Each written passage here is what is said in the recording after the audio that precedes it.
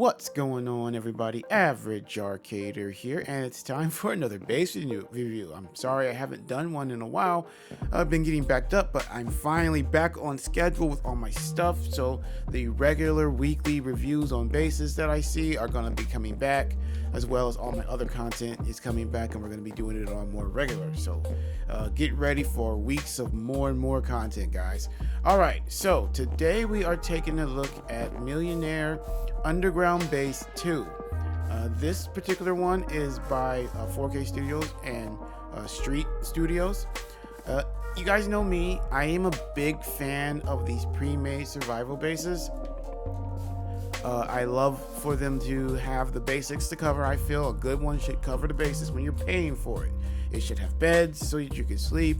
It should have the basics in the crafting tables so that you can come in and craft. Should have a little bit of storage. Should have a farm in it at least as well. And then anything else kind of adds onto it, especially like a portal, potion stations. If it has a potion station, it should have a netherwort farm, all stuff like that. Like, I feel like if you're paying for one of these bases, it should have these stuff set up in it. Now this one, I would say, has a good mix of it. It is a perfect basic, a little bit above basic, one of these type of pre-made bases. It covers the basics pretty well. Now this top part is kind of a facade. It's the mansion that is over top the underground base, but it is functional. I say functional because one, it has beds, it has furnaces ready to go, it's got a library. Technically, if you wanted to come in here and customize this up a little bit, you could put a couple of the things that you would normally want, like an enchanting table, a crafting table. And the only thing I don't see is some storage, which you could easily throw in yourself here. If you came in and you customized this little area, I'd also put a door here, but that's about it. Other than that, it's pretty much ready to go. We come in here to get down to the underground base, which is actually done rather nicely. The flow is pretty done. You can go in one section and come out the other because it's basically one giant underground circle. I actually like how they did that because it makes getting to things a lot easier when you have multiple ways of getting down here. Now, coming down this way, one of the first things we run into is a potion station. It's ready to go. We've got netherwort down here. We've got a crafting table. So you can do a lot just right here. Even some smaller things, like I could, if you would like, you could set these up for infinite potions with some of these stalactite things. And it even has an anvil here that you could probably, I would get rid of the target, and there's really no point, and just use the anvil. Moving on. And that's the big thing, because a lot of times you'll get the potion station, but they won't have the netherwort. You'll have to go out and make a farm. Like, that's kind of pointless. Give me a potion station. Now, this is a cosmetic movie theater, and I don't know why bases do this. Yes, it's cool, it looks cool, but you could have put something else here. This could have been a smithing station with a bunch of furnaces and anvils and other things set up that you could actually use. I don't get why they do these fake theaters all the time. So many of them do it. I think it's a waste of space because you can't use it. No point. Now, I like that they have a nice little mini farm down here. Again, just as the basic crops, but that's good. That's good enough that if you were doing a survival run, this gets you in and gets you going right off the bat. You don't have to work on making a farm or anything like that. It's already here. Again, the one thing I might want to add is a place for farm animals and whatnot. But you might be able to do that yourself. Now, another basic that I like, I give them props for, is if they add an actual mine shaft access so that you can start mining. This one doesn't have it, but the way it's set up, you can easily make entrance to a mine up top, because you have up top access pretty easy. I love it too when they add portals, nether portals. I did come down here. The only thing that spawned so far down here when I was testing everything out was a slime, which when you go underground, you have a chance of running into slimes all the time. So that's not that big of a deal to me. But I do like that they have nether portals set up right there. I think that's another one of the basics that should be covered when doing a survival run on one of these purchable, when you're actually spending money on one of these bases. Next, we have more, like a little bedroom with more beds.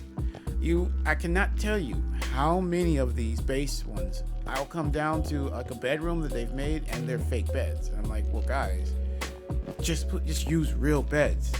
That way a person can actually sleep. I don't see the purpose of putting together a fake bed that someone can't use in their base. Just put a real bed there. It's easy. And then we have another cosmetic room, which is just like a little dining room.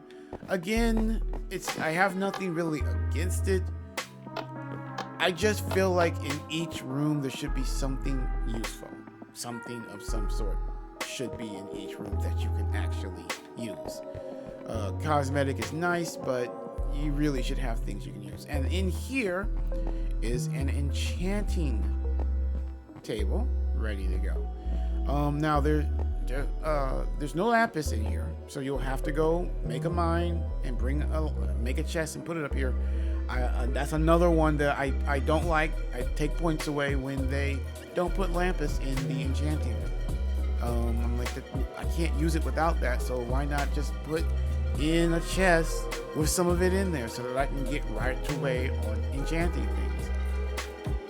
Again, it's not like, 100% you gotta have it, but I do kind of mark down for that when they don't.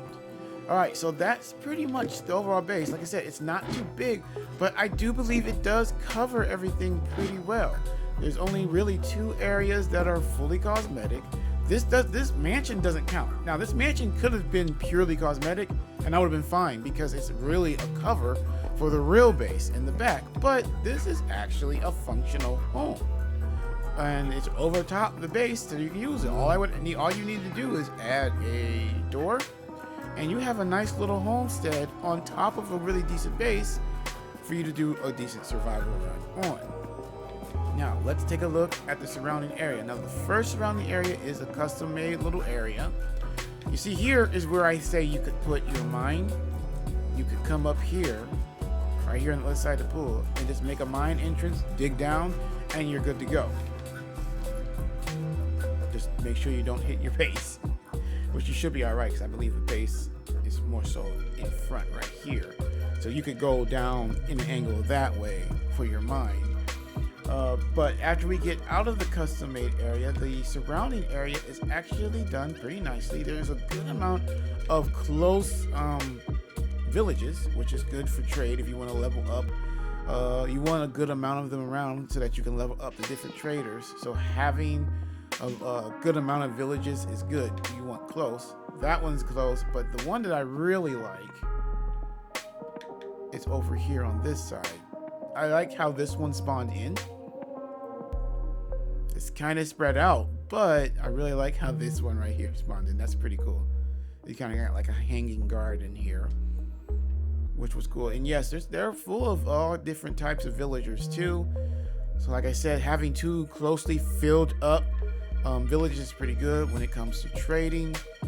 The biomes are pretty decent. You've got dark wood forest and the roof forest right over there, a birch wood forest, of course ocean, which is actually full of wrecks. So that's cool because you'll get a lot of, if you follow the treasure chest, you'll get a lot of good startup gear and some enchanted gear right off the back with all these wrecks nearby. And ruins. Now, I didn't see an ocean monument close, but there are a ton of ruins scattered throughout here on the water too. So it's not a bad definitely not a bad spawn. I think you could do a lot of cool stuff. As you can see, we have some small little mountain areas in the back as well. The only thing is, normally I find a good amount of damaged portals in these, and I didn't find any really that close. There are some further out, 1 or 2, but normally I at least get 1 or 2 damaged portals close by spawn. Not this time, but that's okay. You've got a good amount of like I said, you got a good amount of villages with trade, and most importantly, just want to show before we leave, if we keep going this way, it's still a decent ways away, but it's still close for jungle. There's some jungle just this way, which is always good to have, because normally jungle is hard to find and you've got to like really search it out.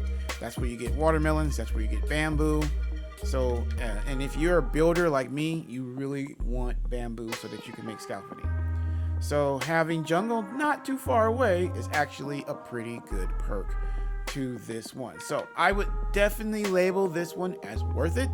It was like 310 Minecraft coin. That's like, I think like $2-3 worth of Minecraft coin. I think that's perfect for a nicely put together survival base. I think that's done. I think you could do a really good survival run on this, so I definitely recommend it.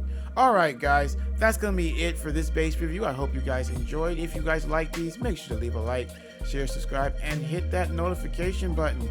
I try to do as many of these as I can each week so that you guys will know what you want to purchase, so you don't waste your Minecraft coins. So make sure to stay tuned for more. All right, guys, Average Arcader out.